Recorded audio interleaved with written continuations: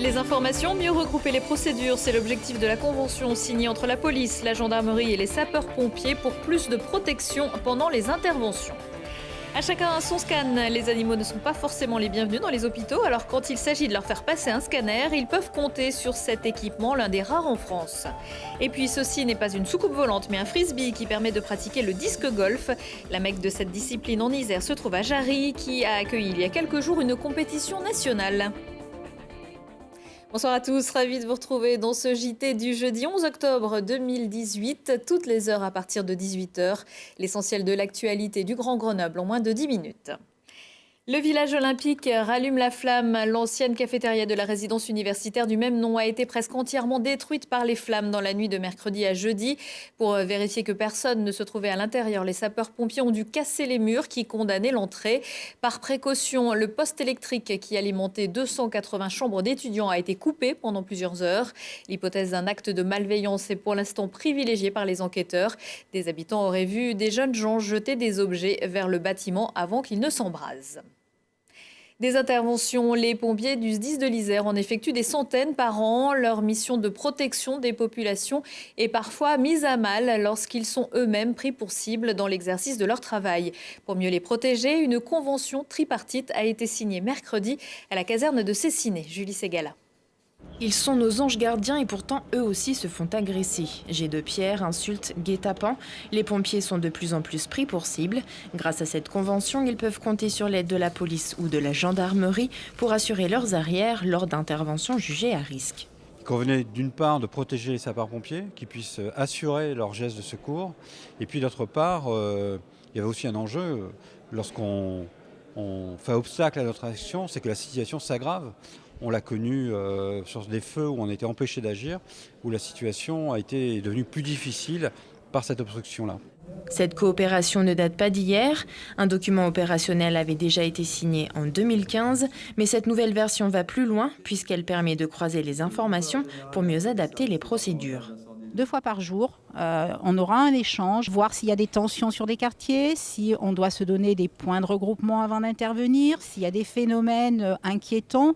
Voilà, ça nous permet en tout cas de part et d'autre de prendre la température des situations. Tout ça pour sécuriser les personnels, mais pour aussi être plus efficace au niveau de l'intervention. Qu'il s'agisse d'incendie, de secours à la personne ou d'accident de la circulation, les moyens mis en œuvre ne sont pas les mêmes. Autre facteur, le lieu de l'intervention, en ville, à la campagne ou dans un quartier sensible. 3 niveaux de vigilance ont donc été instaurés, basés sur un code couleur, vert, orange et rouge. Il s'agit pour nous de partager l'information et la situation opérationnelle d'une zone, d'une circonscription sur laquelle nous sommes susceptibles d'intervenir, de manière à pouvoir mieux anticiper collectivement les éventuels risques d'agression de la part de nos agents en intervention. Donc ce code couleur nous permet d'uniformiser notre approche opérationnelle. Pompiers, policiers et gendarmes suivront aussi des formations communes. L'objectif, une réponse opérationnelle plus fluide, plus rapide et mieux coordonnée. En 2016 en France, près de 2300 agressions avaient été recensées contre des pompiers. C'est près de 20% de plus qu'en 2015. Des exercices entre pompiers, gendarmes et policiers sont régulièrement organisés. Un exercice sur le scénario d'une tuerie de masse est prévu à Grand Place avant la fin de l'année. Le 12 octobre, ce sera la journée mondiale de l'arthrite, une maladie chronique qui ne touche pas que les humains. Les animaux, chiens et chats, sont également susceptibles d'en souffrir.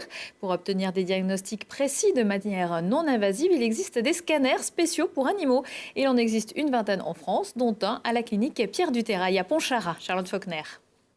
Laka, berger suisse de 2 ans, va passer un examen pas comme les autres. Elle souffre d'une boiterie du membre postérieur droit. Pour essayer de découvrir l'origine du problème, direction ce scanner. Après avoir été anesthésiée, cet examen permet une approche plus complète qui donne donc plus de précision sur les choix des traitements à aborder. Comme l'IRM chez l'homme, le scanner apporte une vision en 3 dimensions. C'est cette vision en 3 dimensions qui est intéressante, parce qu'elle s'affranchit de beaucoup de problèmes qu'on rencontre avec les examens habituels, que ce soit l'échographie ou la radiographie. En particulier, le scanner trouve énormément d'intérêt dans des zones du corps qui sont difficiles d'accès. Les poumons, pour rechercher des masses à l'intérieur des poumons, le bassin, la colonne vertébrale aussi, pour rechercher des hernies discales. C'est quelques exemples de des utilisations qu'on peut avoir en pratique courante du scanner chez le chien et le chat. L'arrivée de ce scanner dans la clinique de Pontcharrat s'est faite grâce à la collaboration d'une quarantaine de vétérinaires, une coopération indispensable qui permet de coupler la clientèle de plusieurs cliniques et donc de rentabiliser le scanner. L'investissement est important, 300 000 € pour la machine et les travaux d'aménagement dans les locaux. C'est mes associés qui ont décidé de passer le cap. Voyant comment ça se passait dans des cliniques ailleurs en France, ils ont compris l'intérêt d'avoir un scanner dans la région grenobloise. C'est quelque chose qui est le fruit à la fois d'une volonté d'aller plus loin dans l'offre de services qu'on donne. Le scanner est utilisé à 90% pour des chiens et des chats. Il faut compter près de 400 € pour l'examen, une somme standardisée qui peut varier selon les analyses complémentaires. Et depuis la mise en place du scanner, les vétérinaires réalisent entre 20 et 25 examens par mois, des examens réalisés uniquement sur prescription. Le scanner, une invention qui a peut-être vu le jour dans un garage avant de révolutionner la médecine. Avis à tous les makers qui bricolent, fabriquent, recyclent, innovent, réparent, inventent. La Casemate prépare en ce moment la 3e Grenoble Mini Maker Fair, le rendez-vous ludique des arts et de la science, de la technique et de la créativité qui se déroulera les 26 et 27 janvier à Alpexpo. N'hésitez pas à vous faire connaître auprès de l'équipe pour mettre en avant vos inventions, des plus ambitieuses aux plus amusantes.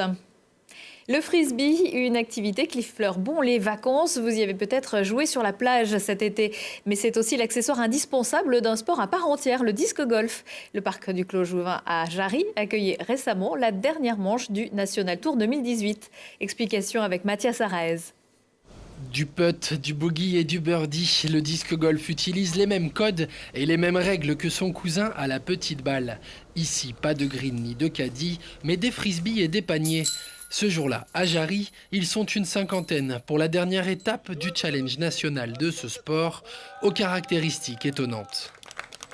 Donc il y a une forme de concentration, de libération, de technique et puis physique, effectivement, ne serait-ce que parce que on s'arrête pas de marcher pendant une demi-journée pour faire un tour, donc, ne serait-ce que ça. Et puis ça se joue donc à la fois sur la connaissance de soi-même et puis à la fois ça se joue à plusieurs parce qu'on tourne à 4, on échange, on progresse ensemble. Aux manettes de cet Open du Clos Jouvin, les Monkeys de Grenoble, également club d'Ultimate, les Grenoblois ont élaboré un 18 trous récemment homologué. Du départ au panier, les distances peuvent varier de 90 à 250 mètres.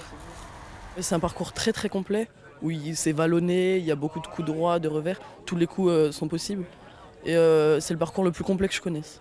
On peut être dans les bois très serrés, on peut être avec des grandes descentes, des grandes pentes en montagne, on peut être sur des terrains plutôt plats et puis avec des obstacles, ça peut être un terrain de foot, un arbre, c'est vraiment, il n'y a pas de... Bien que pratiqué par 500 000 personnes à travers la planète, le chemin reste long pour voir un jour des disques olympiques atterrir dans des paniers. En attendant, la France remonte son écart avec les États-Unis et l'Australie. En 2018, 22 clubs sont recensés à travers l'Hexagone. Et les Monkeys grenoblois doivent disputer le championnat de France par équipe ce week-end à Jablines, en Seine-et-Marne.